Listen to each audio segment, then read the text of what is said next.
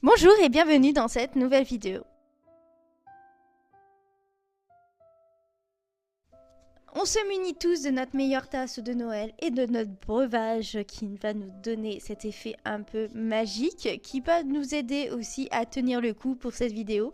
Alors moi actuellement c'est un café, mais vous pouvez prendre n'importe quoi, du thé, du matcha, du chocolat chaud, tout ce qui peut vous permettre de passer cette vidéo un peu comme un échange ou du papotage entre copines par exemple. Donc c'est parti. Bon, je vais poser ma tasse parce que je suis pas là pour boire tout au long de la vidéo, mais je suis là pour vous parler un petit peu de vous à moi. Cette vidéo va être une vidéo qui est quand même un petit peu importante parce que je vais être honnête avec vous, je préfère être authentique là-dessus et je préfère vous dire la vérité. Peut-être que les gens vont se dire elle est quand même organisée ou plus ou moins bien organisée, mais de vous à moi, cette organisation, je ne l'ai pas acquérie du jour au lendemain, malheureusement. Déjà, je vais être honnête avec vous, mais on va parler de deux piliers principaux pour passer les fêtes ou assez bien au niveau de l'organisation pour éviter tout stress et de surmenage et tout ce qui est un petit peu, de surcharge mentale. De vous à moi, j'ai beaucoup parlé dans une des vidéos au niveau des cadeaux de Noël sur le fait qu'il y en a qui ont des listes, il y en a qui n'ont pas de liste et il y en a qui ont une idée. Et c'est tout. Bon, on va pas compter la petite enfance parce que là, en petite enfance, on était tous pareils. Je pense qu'on faisait des listes à rallonge. Mais à partir, allez, peut-être de fin d'adolescence, début adulte, on va dire, jeune adulte. J'étais un peu dans la catégorie de je vous donne des idées un peu à l'arrache parce que vous me stressez et qu'il faut absolument des idées. Donc pour cela, je questionnais mes cousines. Toi, t'as commandé quoi, Noël? T'as commandé ça? Ça te dérange si je commande à peu près la même chose parce que ça a l'air d'être bien. Mais en fait, c'était vraiment des listes comme ça, un peu à l'arrache. Et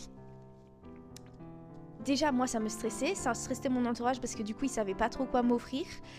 Et puis, enfin, c'était l'enfer. Et il y a 2-3 ans, j'ai trouvé une appli qui va nous aider, que ce soit vous ou moi, à avoir une liste de Noël et d'anniversaire cohérente et ce qu'il nous faut absolument, quoi. Qu'est-ce que c'est? Alors déjà, je vais vous présenter un peu l'appli. C'est GoWish. Ce n'est pas un site d'achat ou quoi que ce soit, pas du tout. C'est un site qui est gratuit. C'est une application qui est gratuite. Cette application, elle est là pour faire des listes de Noël ou des listes d'anniversaire. Vous pouvez actualiser facilement votre liste en supprimant des éléments, en rajoutant des éléments. Il suffit juste d'aller sur Internet. Par exemple, comme vous pouvez le voir à l'image, là, je suis en train de bloquer sur cette cocotte en fonte en forme de citrouille. Bon, et ben je vais la mettre dans ma liste. Pour cela, je vais cliquer pour copier le lien, me mettre sur l'application, copier dans la barre le lien. Ça me la rajoute sur ma liste et ça permet d'avoir une liste comme ça, assez simple de cadeaux tout au long de l'année. En gros, c'est une réflexion tout au long de l'année. Si on voit sur quelque chose et qu'on se dit « Ah, j'aimerais trop, mais là, je peux pas, j'ai pas les finances », et ça peut être une super idée de cadeau pour soit mon anniversaire, soit pour Noël. Je le remplis, je le mets dans l'application. Et une fois que c'est dans l'application, en période de mon anniversaire ou de Noël, les personnes me demandent ce que je veux.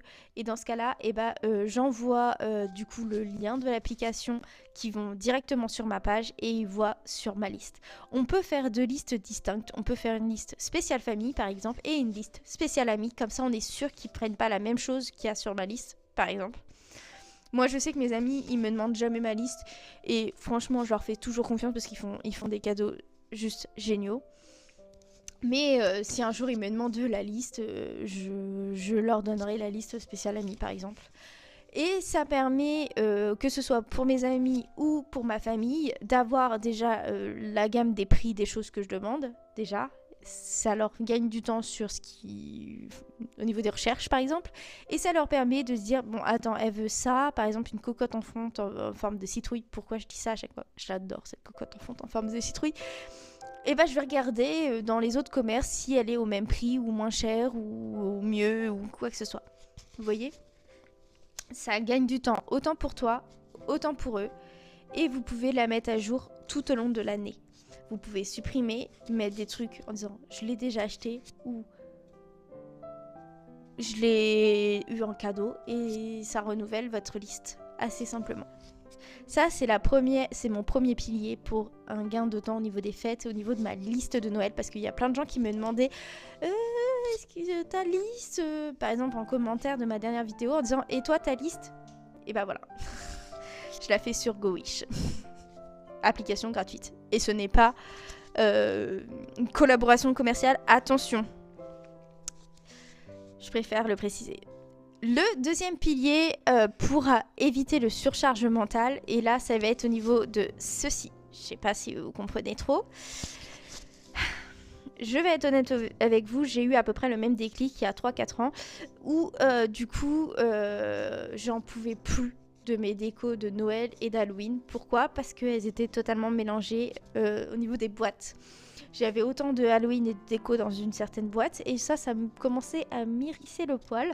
Donc déjà j'ai commencé par séparer Halloween et séparer Noël dans des boîtes distinctes, ce qui me permettait déjà d'une de savoir où j'en étais et de deux de me dire si je descends les boîtes de Noël, ça sera vraiment du Noël.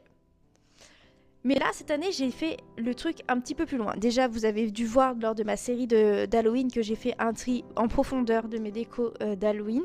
Et ben, j'ai fait la même chose au niveau de mes décos de Noël, mais je n'ai pas utilisé le même un visuel comme ça et un visuel comme cela. Enfin, c'est le même visuel, mais ce n'est pas le même thématique. J'ai box un peu hivernale qui fait un petit peu bleuté comme ça, et j'ai une box qui s'appelle box traditionnelle, enfin Noël tradi. Et j'ai listé tout ce qu'il y avait dans les box, ce qui me permettrait de, dès que je prends une box, de savoir exactement quelle déco il va y avoir et sur quel thème j'allais faire mon sapin. Donc cette année, je l'ai fait en... C'est la première fois que je le fais en totalement bleu-blanc, comme ça, avec des touches de doré. Mais ça permet également de faire du tri au fur et à mesure. Parce que ça, c'était pareil. J'étais le genre de personne à re-ranger mes décos de Noël, que ce soit cassé ou pas cassé. Je mettais tout dedans et je me disais, on va faire le tri l'année prochaine. Là, cette année, j'ai décidé de faire le tri en même temps, dans le sens où j'ai déjà ça qui est collé sur mes box. Bon, s'il y a des objets qui se cassent au cours de cette période de Noël, eh ben, je vais les mettre à la poubelle et je vais modifier ma liste. Et ça nous permettra également d'éviter d'acheter pour acheter. Parce que cette fois-ci, tu peux savoir où t'en es au niveau des décos et te dire, bon, l'année prochaine, je peux me louer un petit budget pour, par exemple, remettre de la déco hivernale dans mon salon. Ou me dire, bon, non, j'ai beaucoup de déco, je n'achète plus, je fais avec ce que j'ai. Voilà. Ces deux piliers, pour vous, va vous paraître un petit peu, pas abstrait, mais un petit peu peut-être gnangnan ou voire nul. Mais de vous à moi, j'ai décidé de m'organiser et de plus avoir de surcharge mentale. Là, j'ai juste à prendre la box de hivernale et à ranger sans me torturer l'esprit. Parce que je sais que tout ce qui était dans la box hivernale va rentrer dans la box hivernale. Il n'y a pas de problème de décoration qui ne pourra pas rentrer dedans. J'ai pas fini mon tri de Noël, hein, bien évidemment, parce que j'ai ceux-ci que vous voyez à l'image, qui sont des petites maisons, des petits villages de Noël. Là, je vous en montre deux, mais j'en ai plusieurs. Ça, c'est pareil, il va falloir que je me penche dessus. Parce que cette année, je les ai pas mis en place. Mais est-ce que... C'est bête à dire, mais est-ce que c'est utile que j'en ai autant? Ou est-ce que j'en garde... par exemple 1 ou 2, et le reste je vends. Ça va être mon questionnement l'année prochaine, pour éviter également d'encombrer ma maison avec pas mal de trucs. Et ça, c'est encore une autre histoire. J'espère que ces deux astuces vous a plu. Si vous voulez, c'est qu'un bonus, vous n'êtes pas obligé. Voilà, j'ai fait le drive de Noël, et le drive de Noël, ça comporte du coup ce petit design là, et des petits designs surprises pour mettre sur vos box et faire une petite to-do list, ou même l'utiliser pour autre chose. En tout cas, j'espère que la vidéo vous a plu et je vous dis à bientôt pour une prochaine vidéo. Ciao ciao.